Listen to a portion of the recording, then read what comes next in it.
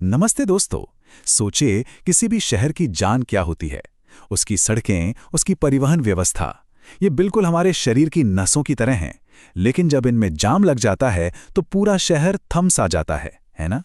तो आज हम समझेंगे ट्रांसपोर्टेशन प्लानिंग को, मतलब वो आर्ट और साइंस जो इस पूरी उलझन को एक स्मूथ फ्लो में बदल देती है। तो चलिए इस पहेली को थोड़ा और करीब से देखते हैं। शहर का ट्रैफिक जैम सच में एक बहुत ही कॉम्प्लेक्स पहेली जैसा लगता है, राइट? पर मजे की बात यह है कि इसी पहेली को सुलझाने के लिए सिविल इंजीनियर्स को तैयार किया जाता है।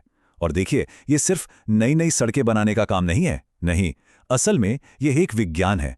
लोगों के ट्रैवल करने के तरीकों को, उनके पैटर्न को समझने का विज्ञान। तो आज का हमारा मिशन क्या है? हमारा मिशन है ये समझना कि शहरों का ट्रांसपोर्टेशन का भविष्य आखिर डिजाइन कैसे होता है।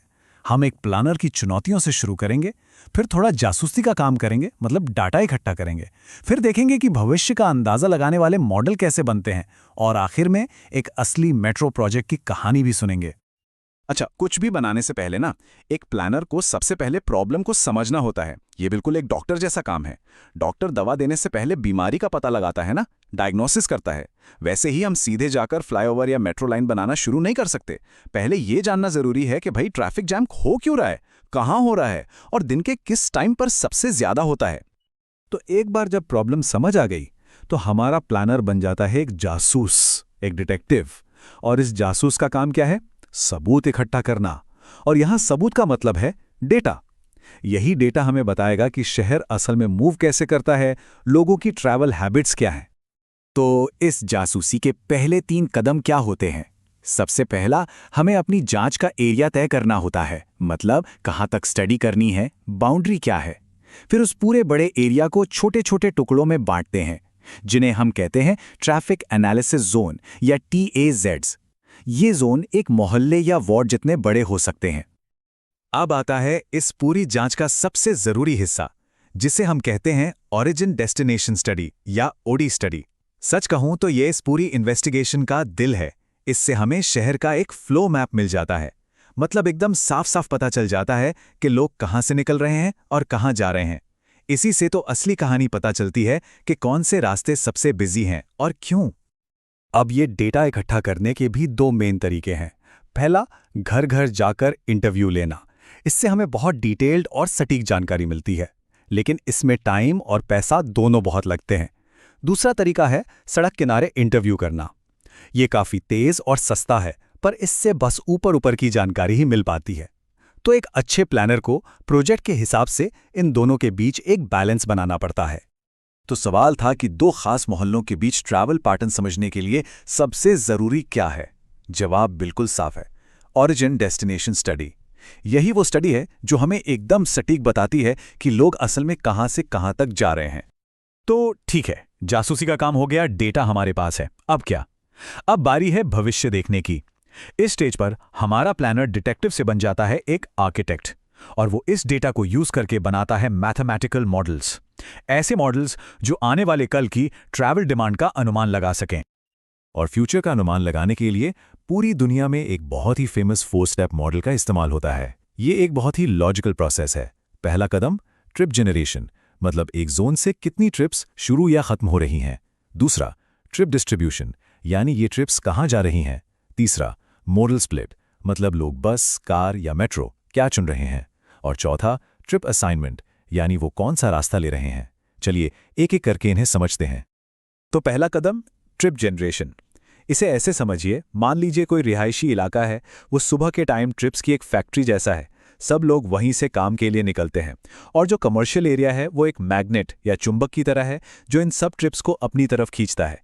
तो इस स्टेप में हम बस यही पता लगाते हैं कि हर जोन से कितनी ट्रिप्स बन रही हैं और कितनी वहां आ रही हैं। और ये पता लगाने के लिए भी 2 मेन टेक्निक्स हैं। एक है कैटेगरी एनालिसिस। ये एक सिंपल तरीका है।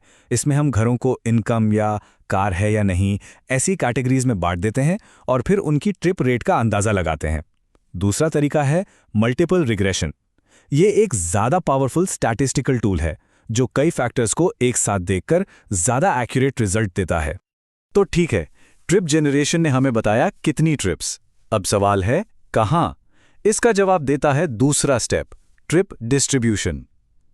ये स्टेप जनरेट हुई सारी ट्रिप्स के ओरिजिन को उनके डेस्टिनेशन से जोड़ता है और इससे हमें मिलता है एक पूरा ओडी मैट्रिक्स। अब इन ट्रिप्स को अलग अलग जोन्स में बांटने के लिए जो सबसे फेमस मॉडल है वो है ग्रेविटी मॉडल। इसका नाम ही सब कुछ बता देता है। ये बिल्कुल न्यूटन के लॉ ऑफ ग्रेविटी जैसा है। मतलब दो जोन्स के बीच में कितनी ट्रिप्स होंगी ये उनके साइज पर डिपेंड करता है और उनके बीच की दूरी पर। इसे ऐसे सोचिए जैसे दो चुंबक हों, जितने बड़े और जितने पास होंगे उतना ही ज्यादा खिंचाव होगा। बस यही है ग्रेविटी मॉडल। तो कौन सा मॉडल बताता है कि दो जोन्स के बीच ट्रैवल उनके साइज के डायरेक्टली प्रोपोर्शनल और दूरी के इनवर्सली प्रोपोर्शनल है? बिल्कुल सही, ये है ग्रेविटी मॉडल। सिंपल शब्दों में लोग बड़े और पास वाले एरिया में जाना ज्यादा पसंद करते हैं। तो हमने अभी तक काफी थ्योरी और मॉडल्स देख लिए, पर सवाल यह है कि ये सब असल दुनिया में एक रियल प्रोजेक्ट में कैसे काम आता है। चलिए इसे समझने के लिए एक नई मेट्रो लाइन की प्लानिंग की कहानी देखते हैं। तो देखिए, एक नई मेट्रो लाइन बनाने की पूरी प्लानिंग में यही सारे स्टेप्स काम आते हैं। पहले साल में ओडी स्टडीज करके सबसे ज्यादा डिमांड वाले रूट ढूंढे जाते हैं। फिर दूसरे साल में ट्रिप जनरेशन और डिस्ट्रीब्यूशन मॉडल से अंदाजा लगाया जाता है कि भविष्य में कितने पैसेंजर्स होंगे। तीसरे साल में मॉडल स्प्लिट एनालिसिस से ये देखते हैं कि कितने लोग अपनी कार या बस छोड़कर मेट्रो पकड़ेंगे। और चौथे साल में ट्रिप असाइनमेंट मॉडल से फाइनल रूट तय होता है ताकि ये पता चले कि कौन से स्टेशन सबसे बिजी रहेंगे।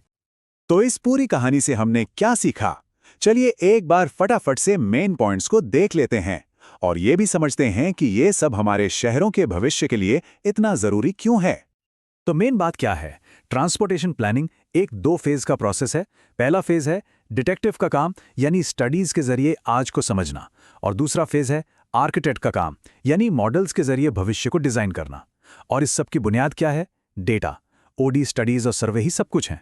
ग्रेविटी मॉडल जैसे टूल्स हमें लोगों का बिहेवियर प्रिडिक्ट करने में मदद करते हैं और इसी प्रोसेस से हर बड़ी ट्रांसपोर्ट परियोजना, चाहे वो नई सड़क हो या मेट्रो, प्लान की जाती है।